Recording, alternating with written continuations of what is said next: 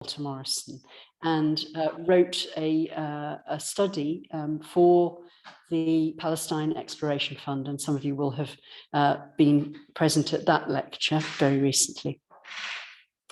And she's a real expert in the history of the Morrison family, and we're very much looking forward to hearing this evening more about Walter's background and his family antecedents. And at that point, I will hand over to Caroline and say welcome very much indeed to this Walter Morrison Festival lecture. Thank you. Thank you. Thank you very much. So I'm going to be talking about the making of Walter Morrison, his family, his wealth, his education, travel, radicalism, and public service. In his 50s, Walter Morrison wrote to a 22-year-old nephew and said, "Life which is all beer and skittles is deadly dull work to the northerner, especially to a Morrison, all of us more or less morbid. I found this out before I was your age and got into business, and I suppose I should be wretched now if I had no hard work and anxiety." This talk will explore the influences that shaped the private and public life of Walter Morrison, introducing his family, his upbringing, his education, his friends, and his values, and trace some of his passions, his hard work and anxiety, and finally, note the dispersal and breakup of his estate. I don't intend to cover in any detail the same ground as the lectures you've already heard, although there'll inevitably be some repetition. And I'd like to thank all the local support I've had over the years from the many historians of Malham, and the invitation from Caitlin to give one of the talks about aspects of Walter Morrison's life in his centenary year. And it's a pleasure also to be in the Memorial Library of Giggleswick Church. Next slide, please.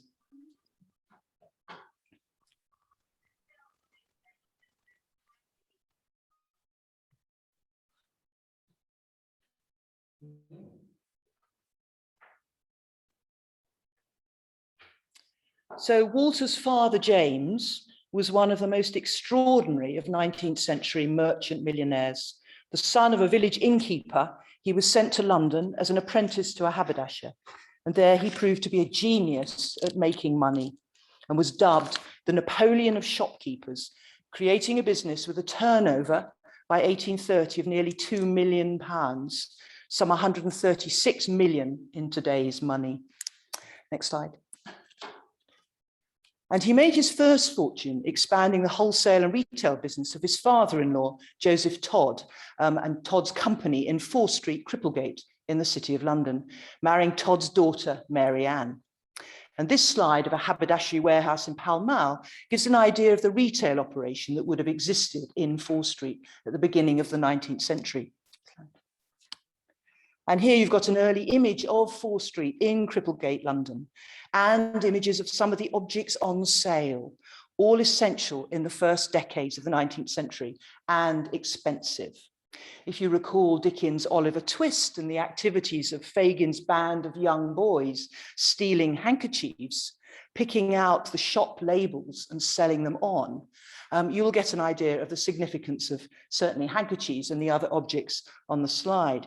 Being caught stealing handkerchiefs could lead to a long term of imprisonment and possibly a long trip to Australia. I mentioned the turnover of the warehouse was some 2 million by 1830. The details are equally astonishing. Ribbons, for instance, and you've got a beautiful piece of ribbon at the top of that slide. Ribbons were sold in cut lengths of 1 foot or 2 foot. By 1824, sales of ribbons and other trimmings were over £390,000 a year. James Morrison was also a radical Whig MP supporting free trade. He supported the founding of London University, now University College London, for nonconformists and Jews. He supported the founding of the first School of Design in London to become the Royal College of Art. He invested in North American and European railways and was involved in global trade from Canton to Valparaiso. He also acquired land, houses, and works of art to rival the grandest of aristocrats. He wanted all his children to inherit estates, if boys, and large dowries if girls. And all of these values and interests influenced the young Walter, apart from building up a collection of art. Next slide. Fonthill, part of the estate once owned by the infamous William Beckford, was obviously a vast playground for the growing family in their school holidays. And some idea of this is conveyed by family letters. The ages of the children are approximate.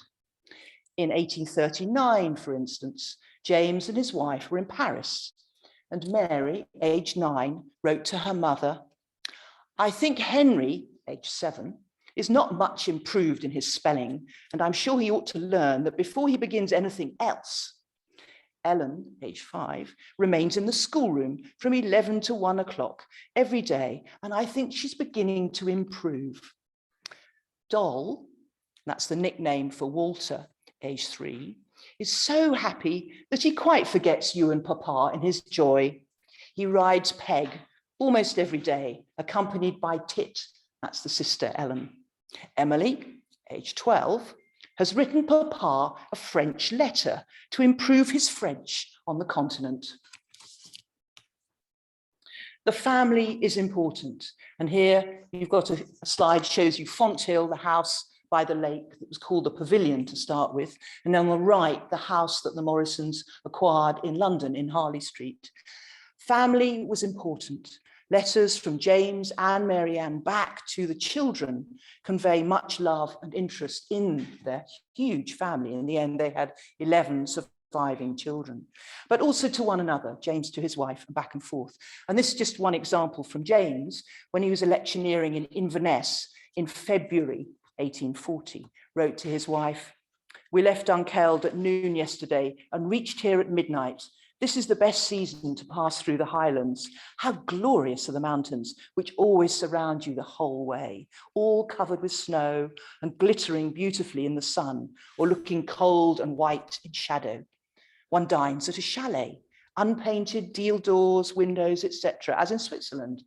A hole in the wall for a fireplace and some peat burning on it. Good mutton, of course, plenty of good cream and whiskey.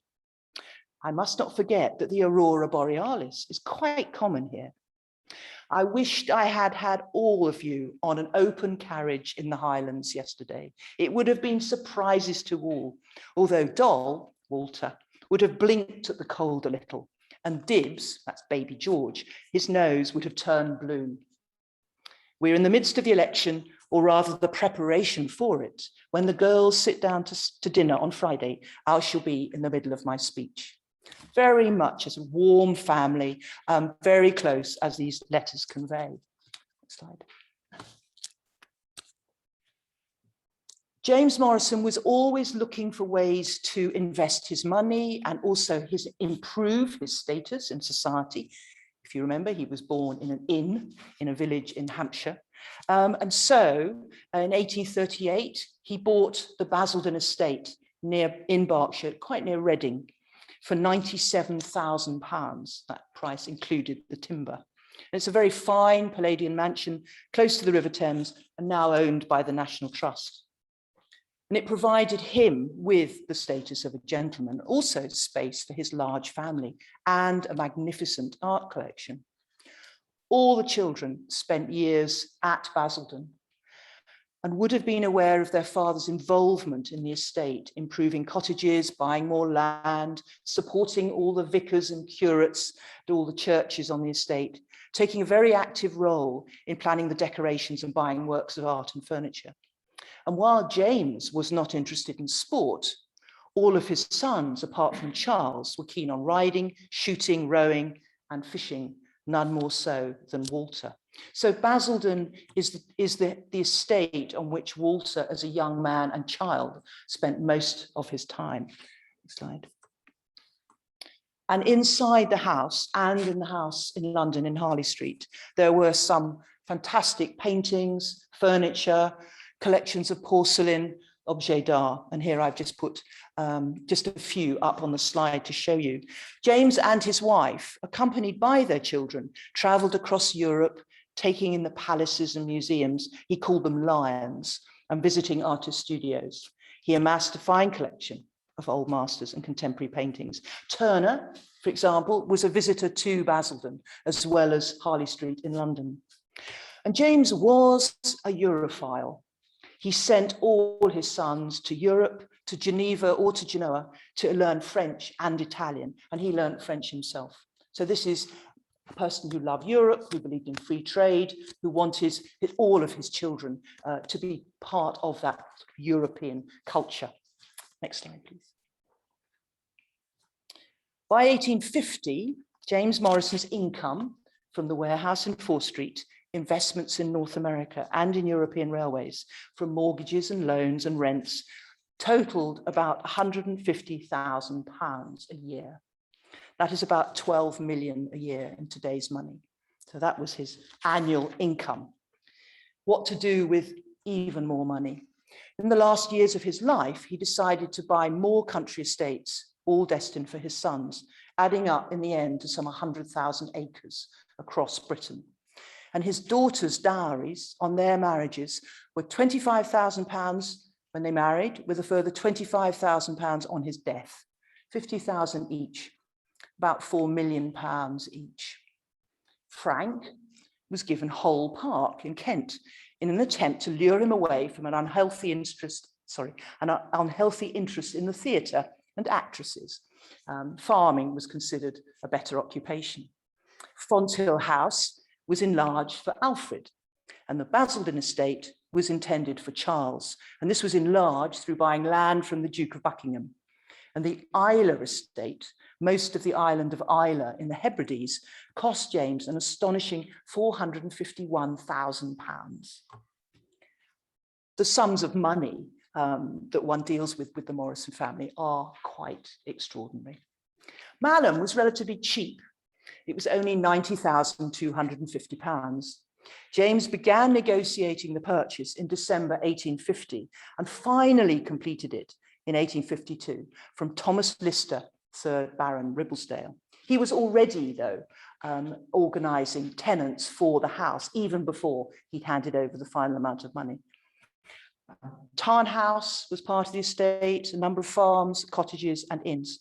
And James sent up his regular builder, Henry Burton, to carry out alterations, and the house was rented out to the textile manufacturer and philanthropist Titus Salt of Saltaire for the shooting. Locals were quick to apply to James for support in all matters.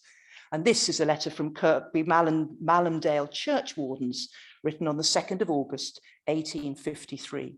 It's a very canny letter.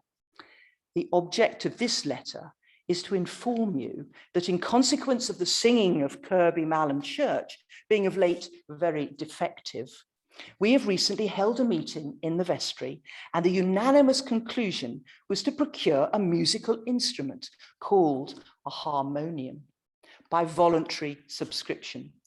Mr. Salt of Bradford, at present your tenant at the Tarn House, Malham Moor, has been of great assistance in this matter and has kindly condescended to purchase one for us in London, cost price 45 guineas. But we find our funds as yet insufficient for the payment. Consequently, your contribution will much oblige, dear sir.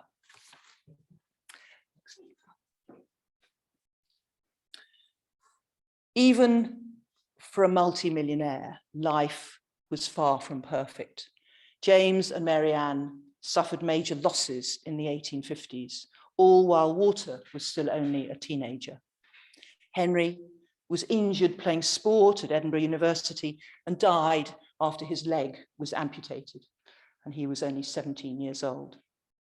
Emily had married in 1850, but within a year she was suffering from TB and died in Torquay, aged only 26.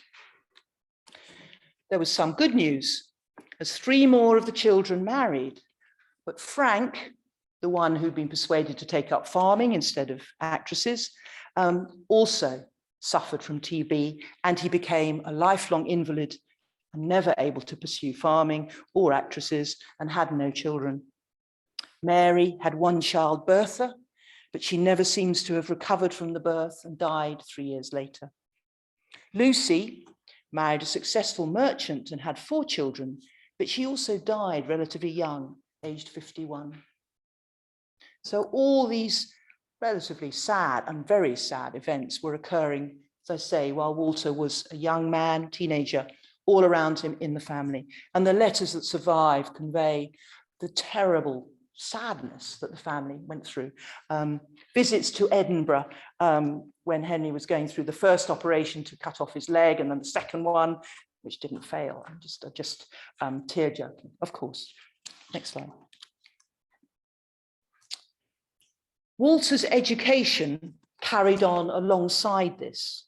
But I just want to give a little bit of a background about all the children's education, because they all had slightly different experiences. So the girls had a governess, usually a French governess, to teach them French, but they also went to a small boarding school in Kensington, run by the Mrs. Fennings.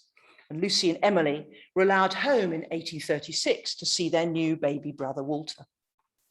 The boys' education changed over the years. Charles and Alfred, the eldest, went to Edinburgh University in Cambridge. Henry was at Edinburgh when he died. Walter, George, and Alan, the youngest sons, went to Eton and then to Oxford. Frank was the only one who failed to get into university. So Walter started at a prep school for Eton at a cost of 100 guineas a year, plus washing, 4 guineas, and 6 guineas a year each for French, dancing, and drawing. It's a quite expensive prep school.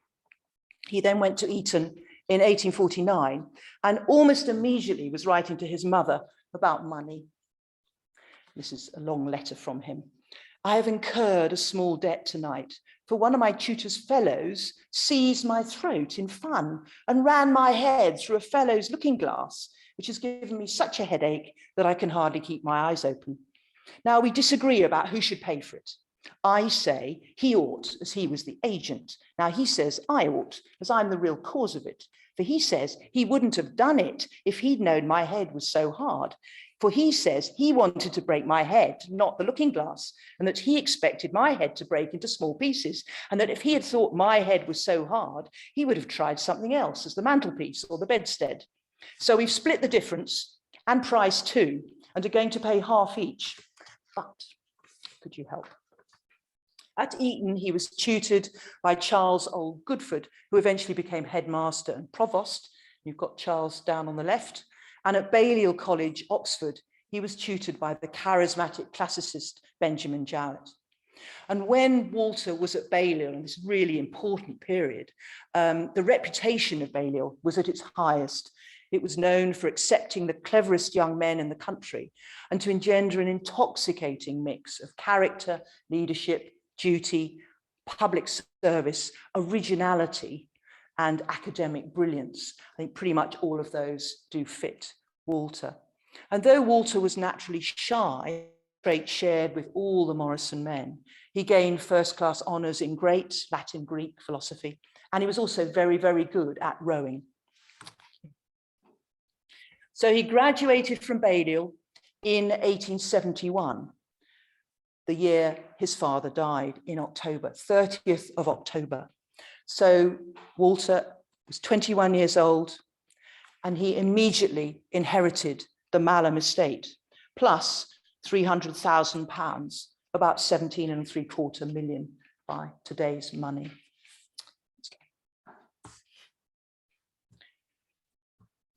He also used the money some of the money, to buy a house in London. First of all, he bought a house in Bolton Street, Piccadilly.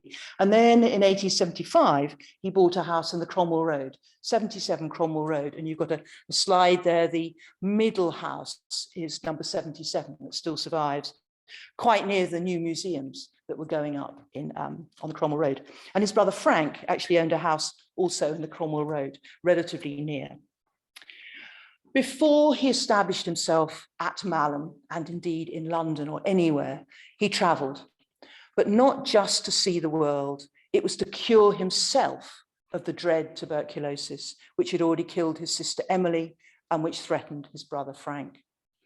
In the autumn of 1860, for example, he wrote to his sister Ellen that he was ill again, slight pain on the right side, with the cough from the chest and very slight traces of blood from the lungs, inflammation of lungs to have begun, an ugly name, but not so bad in my particular case, so far as I can judge, as the name would imply. And it's probably the case that he survived by having the money to spend his winters in warm countries. He traveled a great deal. It was part of his passion, traveling, looking, understanding other cultures. But behind it was this desire to live, unlike some of his brothers and sisters. So in 1858, this is the year after he inherited, he was in New York, Canada, and Niagara Falls. 1859, he went from France to Italy. 1860 in France. 1861, he's in Algiers. 1862 to 3, Paris, then Venice, then Alexandria, Cairo, Thebes, and Karnak. And all apart from the American trip made with his mother, his sister Ellen, and sometimes his young brother George. But quite often he would peel off from them, particularly in Egypt. And he had a friend who had a house in Cairo, and he would stay with that particular friend. So he spent the winter months abroad, the summer months in Malham, and then often the spring in London. So before we look at in a little detail at what he did at Malham and in London and how that relates back to his upbringing, I want to look at the two elder brothers, Charles and Alfred, because they were major influences on Walter. Remember, his father died when he was 21. So the brothers went on having influences over him.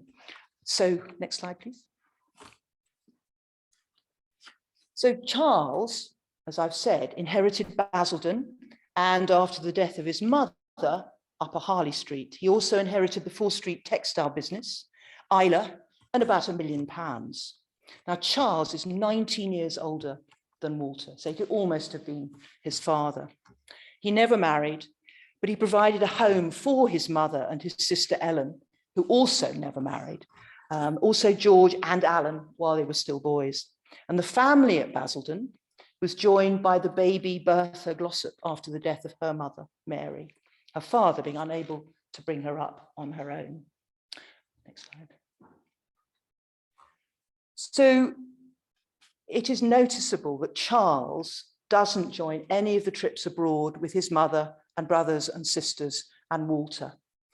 He did not go abroad once he inherited Basildon. He'd made an extensive journey through the United States in the 1840s, but having done that, he never went abroad again. Nor does he go much to Isla, and Isla House is the bottom on the slide. He moved between Basildon House in Berkshire, Harley Street, and the centre now of the Morrison's business empire, which was 53 Coleman Street in Moorgate. He was also not interested in sport, nor in farming.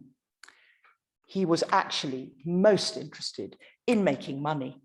He was a brilliant financier and to become the richest commoner of his generation. His investing in Argentina has been covered in an earlier talk here by Charles Jones. But when he died in 1909, aged 92, he still owned all the town and country houses, the agricultural estates, and the works of art left to him by his father.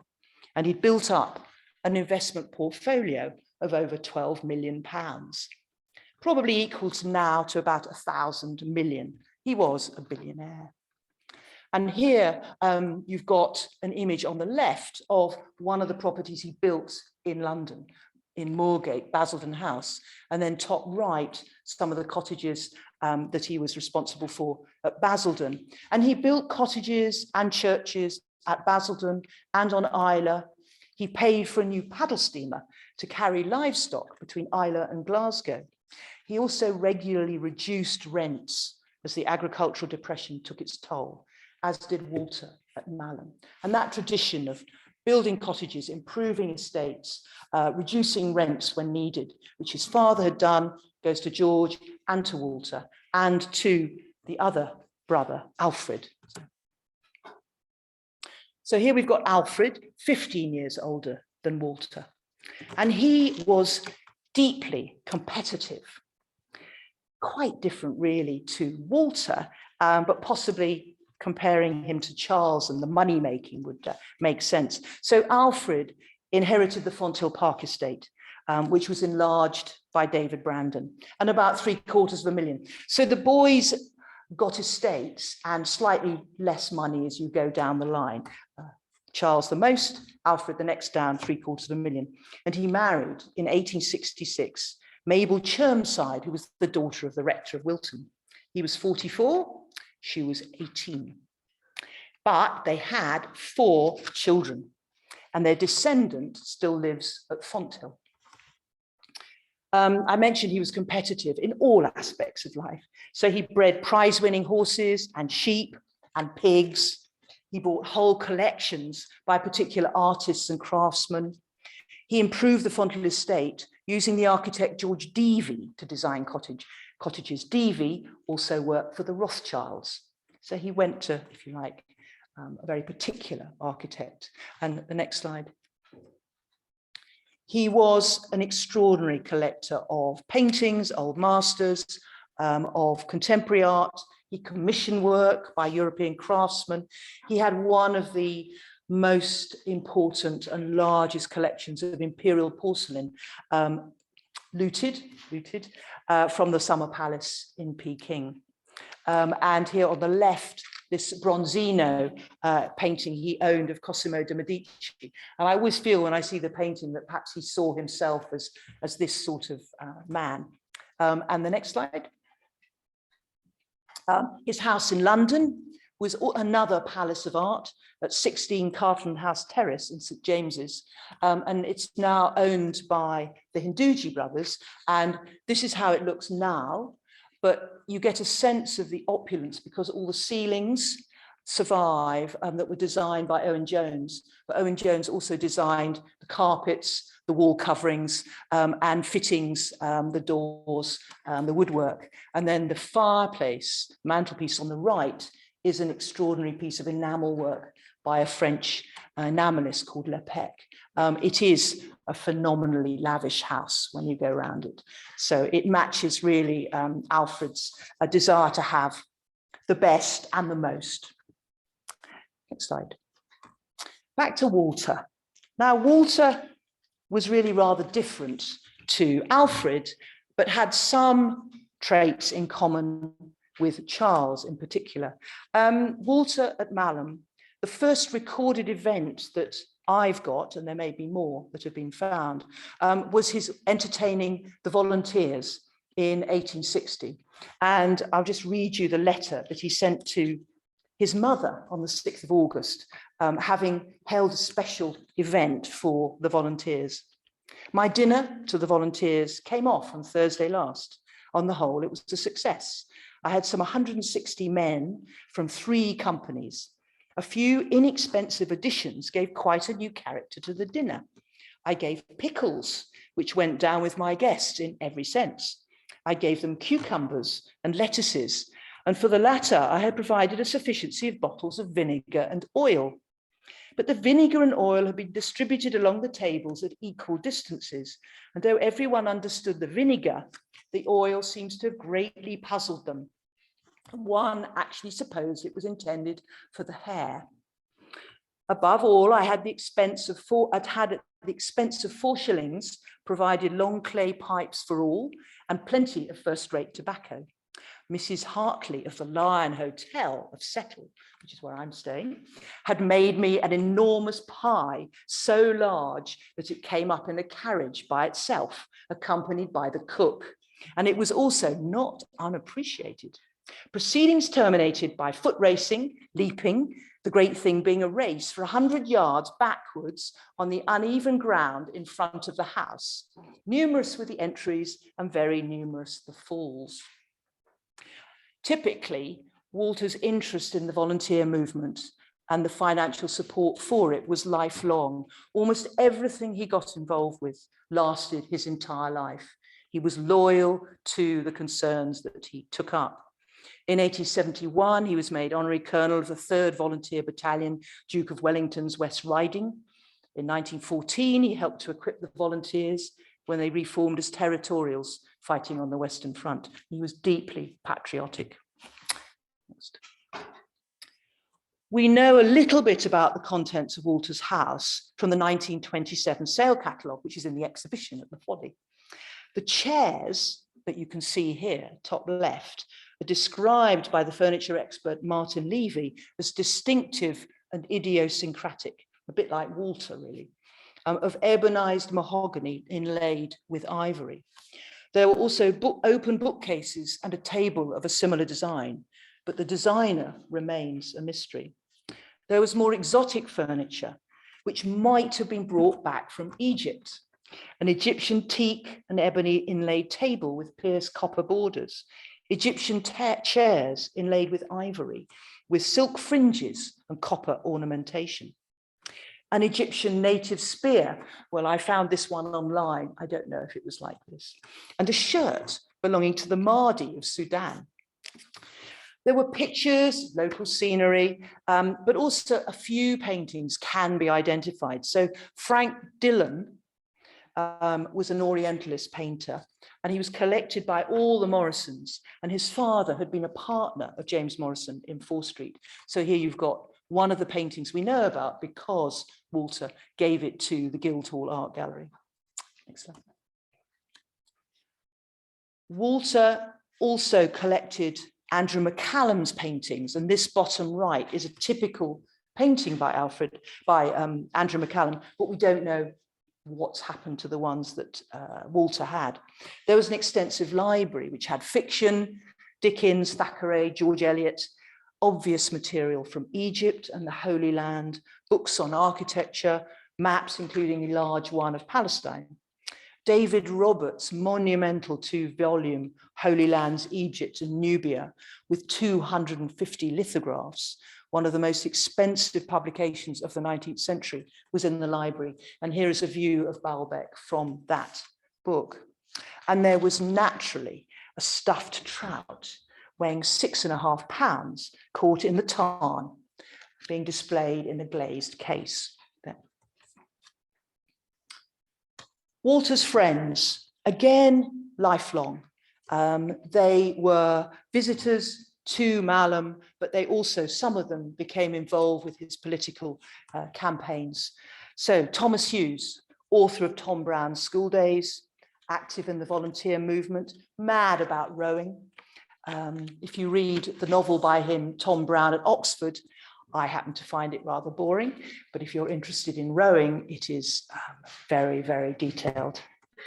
Charles Kingsley, the radical clergyman who knew Harriet Beecher Stowe, author of Tom Brown's Uncle Tom's Cabin, founder of the Christian Socialist movement, visited Malham in 1858, staying with Mr. Morrison, an Oxford first-class man, charming house, and The Water Babies, published in 1863 with the opening chapters describing the landscape of Malham.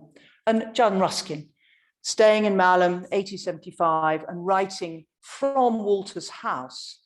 I find Mr. Morrison wonderfully nice, kind, and amusing, and the house quite delightful, with all the books in it that I want, and the finest trout in Europe for dinner, and with game coming in. I have a notion that I shall be here rather often, if Mr. Morrison likes me. None of Walter Morrison's brothers were MPs, only his father. Alfred tried to get into Parliament but failed, so it's Walter who carries on the radical flame, if you like, from his father.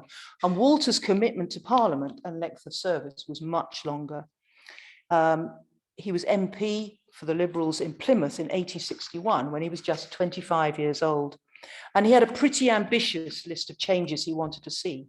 The reform of civil and criminal law, the abolition of church rates and the game laws, the introduction of exams for the Foreign Office. In his maiden speech, he focused on the latter topic, speaking of the impression out of doors that only those with friends in government were likely to gain admission to the Foreign Office. He then went on to make a broader plea for reform in general and the need to increase the male suffrage.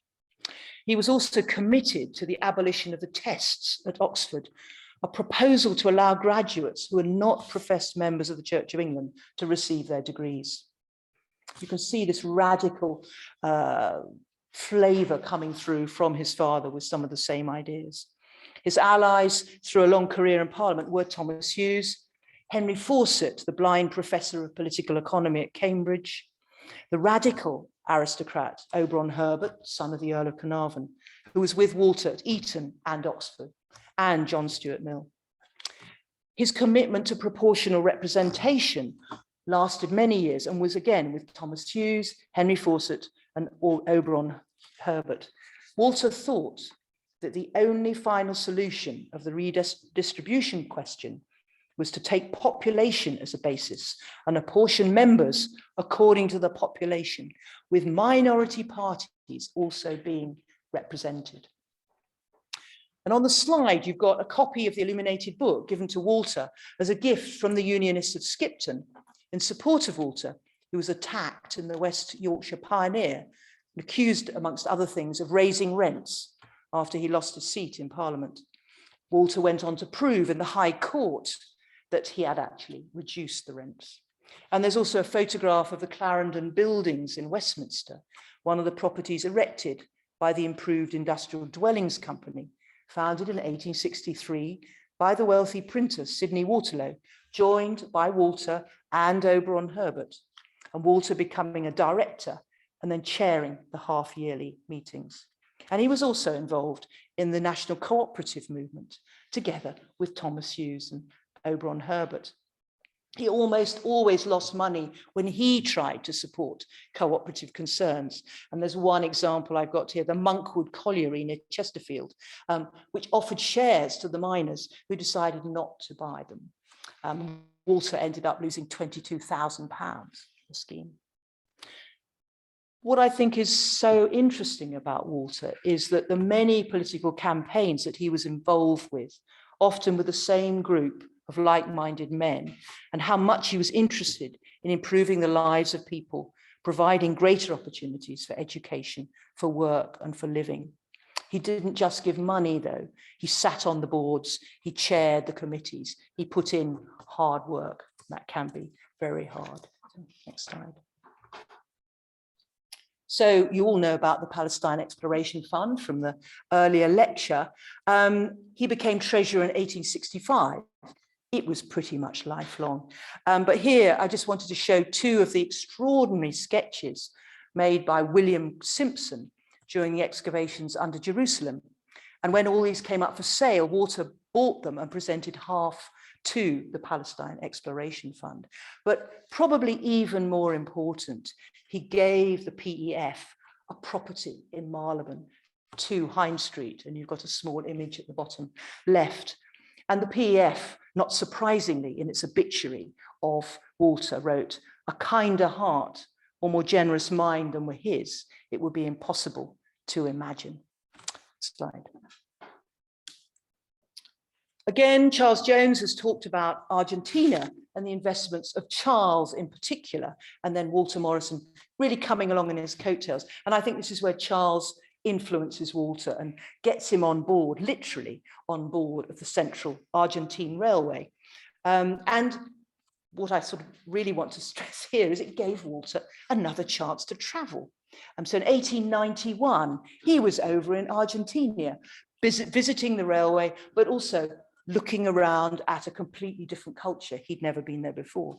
And one of his family wrote, "Uncle Walter writes most cheerily from South America. He likes the climate immensely and says it just suits him.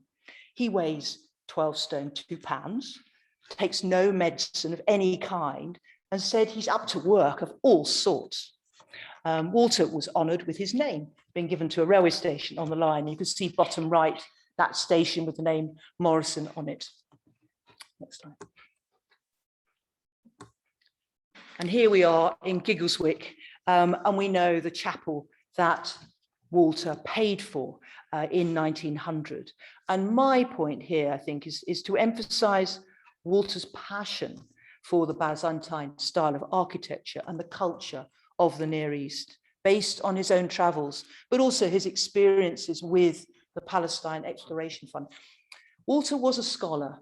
I mean, he built up his ideas, his passions on scholarship, his own, at Eton, at Balliol, and then the scholarship of others. He was extremely well read.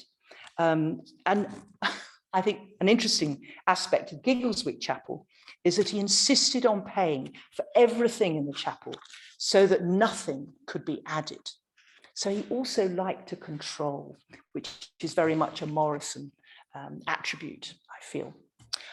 His engagement of the successful architect Thomas George Jackson, what may not be known about Jackson is he was also keen on rowing, and they met at Oxford, but rowing for different colleges.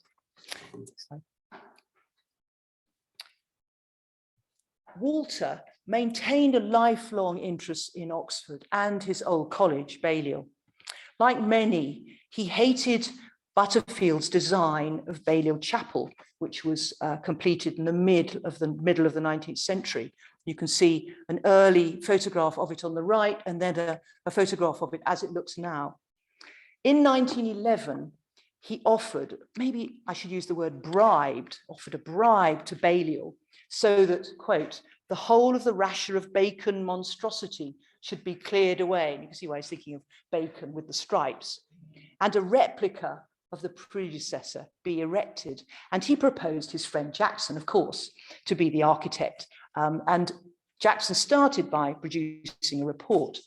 Balliol rejected the offer, so he immediately gave £30,000 to Oxford University, not to Balliol.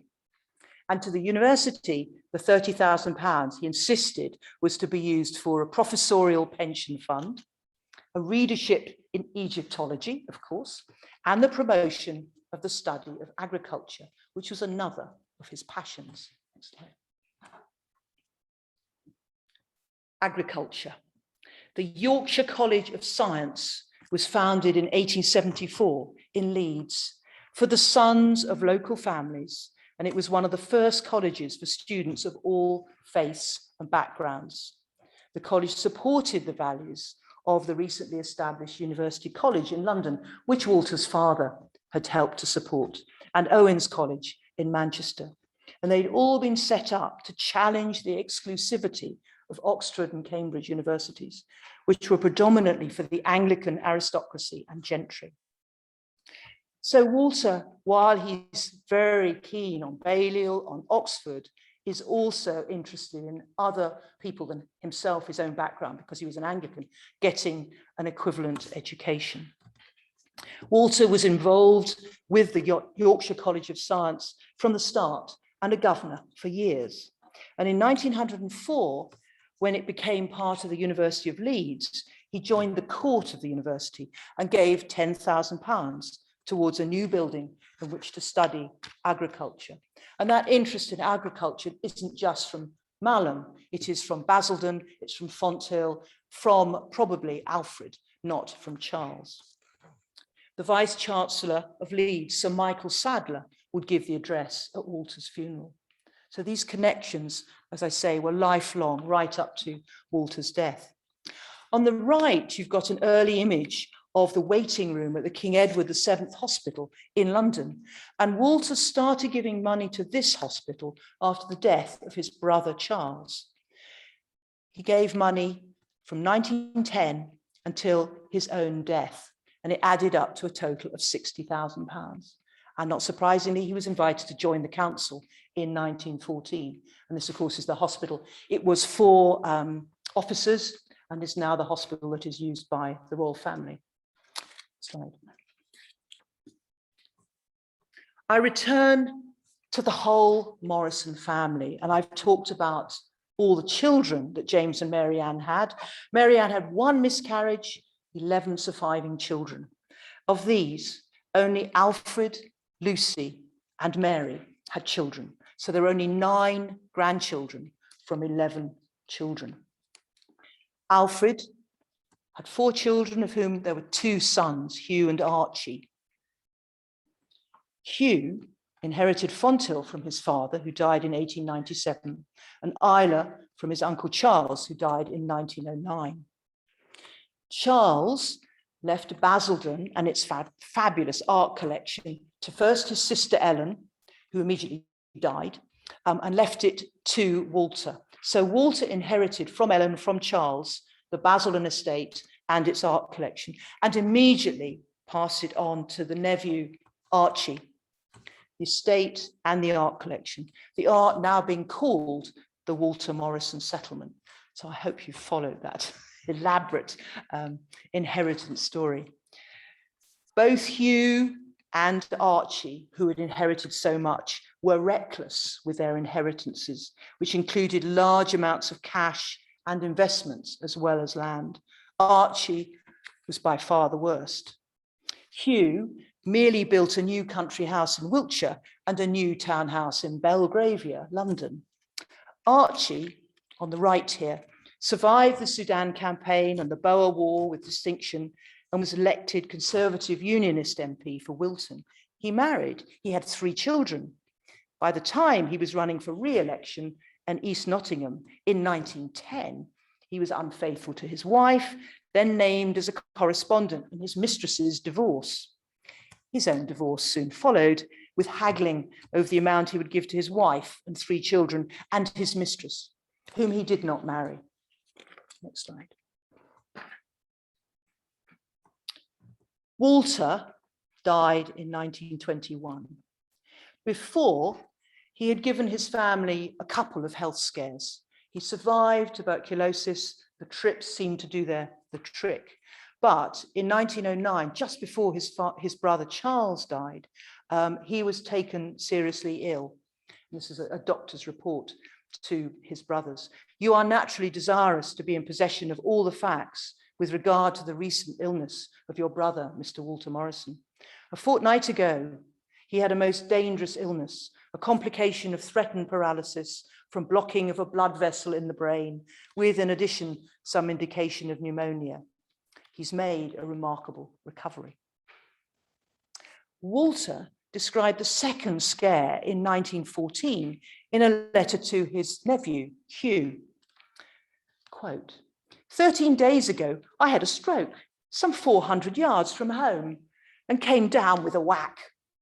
I did not lose consciousness, so I turned on my back and considered whether it was heart failure or paralysis or apoplexy. I remained for, say, 15 minutes and then walked home and felt quite well and have felt so ever since. He survived for another 7 years. The year before he died, he became friends, if you like, with Oxford once more, but not Balliol. He gave the astonishing amount of £50,000 to the Bodleian Library in Oxford, and was made by Oxford a Doctor of Civil Law, which would have deeply honoured him. So he died 1921, and here is his really very simple grave in Kirby Malham. Next slide.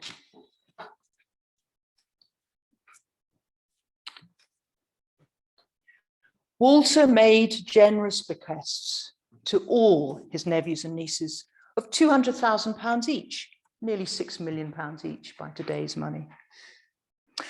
The servants were looked after. They got up to £50,000 between them, or about £1.5 million. An unusually large amount in those days for servants. Archie, that reckless man of the world, was the main benefactor. Walter had sided with Archie's wife during their lengthy divorce, but in 1918 he decided to make things up. Archie then married again in 1920, so Walter could hope he might settle down, maybe have more children. So Archie was left the Malham estate and a further £400,000, or nearly 12 million, to look after both Malham and Basildon, which you remember Uncle Charles had left to Archie. However, Walter's expectations were not to be fulfilled. Archie first sold the southern parts of the Malham estate in 1922. Then on the 11th of August, 1927, the whole estate, including Tarnhouse, the Buck Inn, the Lister Arms, 12 excellent sheep farms, totaling 12,716 acres. Archie's second marriage only lasted until 1929, with more headlines in the press. He sold the Basildon estate He sold the contents of the Basildon estate. He wasn't allowed to get rid of James Morrison's original art collection, the Walter Morrison settlement. It was safeguarded and passed from Archie to his son Simon, and then, because Simon never married, it moved across to his daughter Mary, who became the Chatelaine of Sudeley Castle in Gloucestershire, where some of it still remains. Archie married for a third time in 1931, very much younger Gwendolen. They lived in a small flat in Kensington and until his death 3 years later. Fortuitously, Malham Tarn House eventually was bought by Mrs. Hutton Croft, a niece of Walter Morrison, and it was she who passed it to the National Trust in 1946, and Basildon also was left to the National Trust. So my final slide, in which I really am repeating a couple of the tributes to Walter, one made locally and one made nationally. So in the church of Kirkby Malham, you have in the sanctuary a fitting tribute made to Walter. Another nephew, Harold Moffat, and his architect Guy Dauber fitted out the sanctuary with panelling inscribed with words in fulsome praise of Walter. And this is a translation from the Latin. The walls of this sanctuary, restored by him when in a ruinous condition, have been panelled in affectionate memory of Walter Morrison of Malham Tarn, Master of Arts and Doctor of Civil Law in Oxford, a man of the greatest generosity of heart and hand. His obituary in the Times, this is the national level, had some criticisms, but here I want to just quote some of the praise. A man of simple personal tastes, Walter Morrison had an acute sense of the responsibilities of wealth. His benefactions were enormous, but they were all considered with elaborate care, while the same care was also expended in making them as secret as possible. Few men of our generation can have succeeded on so large a scale in practicing the scriptural doctrine of the methods of charity. Thank you.